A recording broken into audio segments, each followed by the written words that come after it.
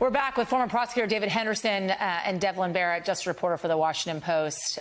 Devlin, pick up on things there, because Trump has repeatedly said that this verdict is a scam. He continues to not deny any type of relationship or interaction with Stormy Daniels back in 2006, despite the testimony we heard on the stand from Stormy Daniels as well. You watch these proceedings day in, day out. What do you make so far of what we're seeing from the former president? Look, I think that he is trying to come up with politically palatable explanations for a guilty verdict, and a guilty on all counts verdict.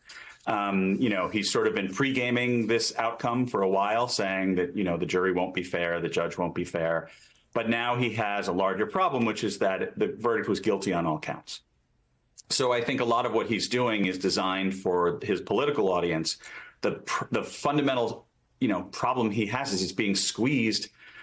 The political solution makes the legal problem worse. That's his basic problem. And so a lot of what he's saying, I was really struck by most of what he said at that post-verdict announcement, is bad for his sentencing. David, I want to talk about an appeals here, and an appeals process, I should say. And specifically, first, I want to play for you Todd Blanche responding to the possibility and or likely how it will happen, an appeal. You're confident on appeal? Yes. What's your number one issue? Don't give me a legal brief that you haven't written yet. I think the recusal issue is meaningful. I think the statute of limitations, the way that the background of why this case was brought is meaningful. I think that the witnesses, I do not think Michael Cohen should ever be somebody who can be relied upon to convict somebody. Does he have grounds for an appeal? Recusal and the statute of limitations, those things were both dealt with. They're both dealt with, Yasmin. In a nutshell, will there be an appeal? Absolutely. The percentage is someplace north of 100%. At the same time, does he have a valid basis for an appeal? No. And let's pick up on Stormy Daniels as a good example as to why, because it all comes down to this. You're allowed to have a really bad trial strategy, which they did. A smart trial strategy would be to admit that you had sex with Stormy Daniels. Just stipulate to it. Then you can say, Judge, since we're stipulating, there's no reason to get into any details whatsoever about exactly what happened. And then once the prosecution establishes what her role was, before they call her as a witness, you can say, Judge, we've already stipulated, we established what happened with Stormy Daniels. No need for her to come to the stand except to sensationalize this trial. Instead, they got up an opening statement. They said that she was a liar. And then during the direct examination, they didn't object when certain details came up. And that's important because when they moved for mistrial, in light of some of the details she got into, Judge Masson said, look, when this came up, I was shocked that you didn't object, but you didn't object. You also opened the door to it all the way back beginning to your opening statement. And what he's effectively saying there is, this was your trial strategy, so don't come whining to me now that the fact that you're saying that it didn't work.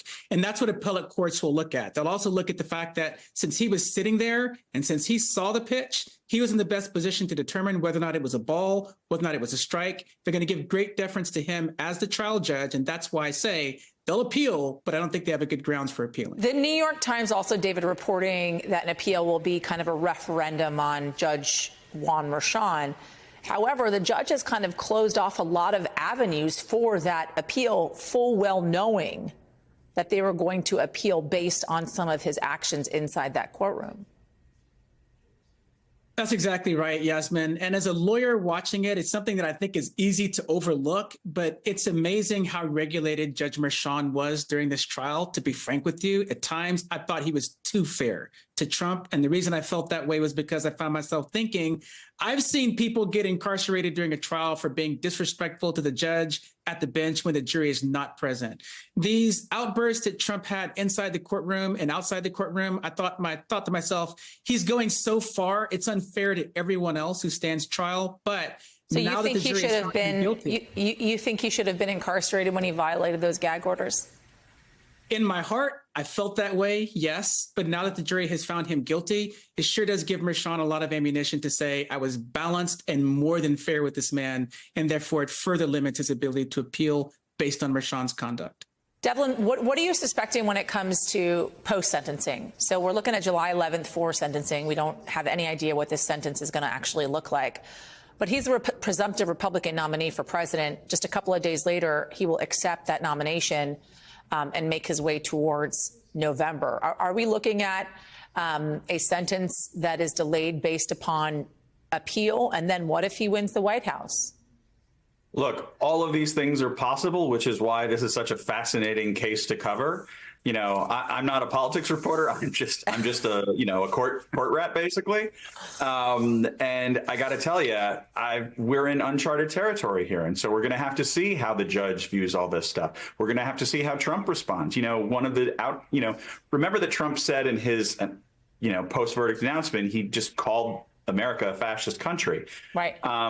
Those are the kinds of things that basically dare a judge to give him some kind of punishment, incarceratory sentence. And so that is, a dangerous game, playing with fire. And we're going to have to see how these two things, the political world and the legal world, come to head with each other. I'm sure, though, Devlin, Mershon understands that Trump was going to speak out after the sentencing. There's no way there was any expectations that Donald Trump was not going to be Donald Trump, or that he was not going to really be anybody who had just been found guilty on 34 counts of the falsification of business records, who was in the public eye. And so how much he'll actually take that into account, I think, is really in question. Can you talk me through what we can expect from an actual sentencing? What would it look like if, even though we're not going to have, obviously, cameras inside the courtroom, what's it going to look like for our reporters that are going to be writing to us standing outside the courtroom telling us what it looks like? Right. So you're going to have the prosecutors get up and say and ask for what sentence they want. I will tell you, just in sort of the brass tacks of this, I think it's a relatively it's safer path for them to just ask for some sort of incarceratory sentence, even if that's, weekends, even if that's, house arrest, which obviously some people would view as not being an actual incarceratory sentence. I think it's the easier path for prosecutors to push for that. And given everything that Trump's done, I think they can make a lot of good arguments for why they think that should be the case. Then you're going to have Trump's lawyers make their argument for why it shouldn't be an incarceratory sentence. And I assume they're going to also ask that whatever sentences hold, that it's essentially suspended pending the appeal. I think that's going to be a real key issue in all this. Okay. And then, and I think this is where the real rubber hits the road, they're going to offer Trump a chance to speak before his sentence. And that is really where I think, he could do tremendous damage to his chances of getting out of that room clean, so to speak. And, I don't want to predict the future. I don't think anyone can. But I think we can all make a guess as to what sorts of things Trump might say in that situation. So there's a possibility that Mershon could be on the bench and have in mind what he's going to do. And Donald Trump could speak and he could change it.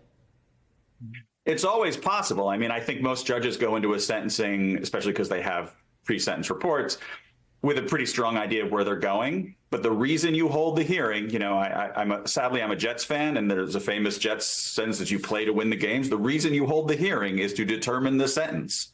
And things can happen at that hearing that change the sentence. And with Donald Trump, things can be pretty unexpected. Devlin Barrett, thank you. David Henderson, thank you as well.